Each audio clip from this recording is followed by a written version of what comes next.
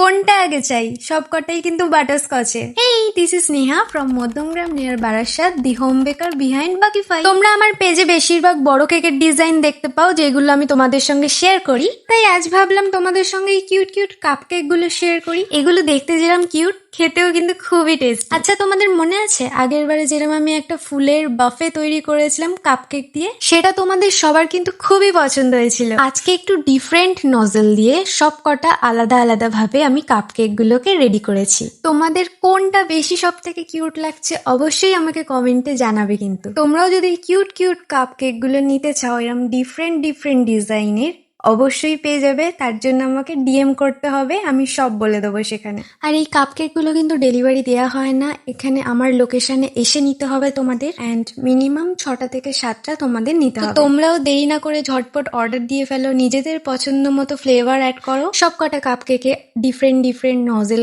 Work হবে, সেটাও তোমাদের পছন্দ মতো। আর কি চাই, ঝটপট অর্ডার করে ফেলো। আর এই ধরনের আরো কিউট কিউট ডিজাইন কেকের রেসিপি দেখতে হলে আমার ইনস্টাগ্রামের পেজটা জলদি ফলো করো। যারা ইউটিউব থেকে দেখছো অবশ্যই সাবস্ক্রাইব করে দাও।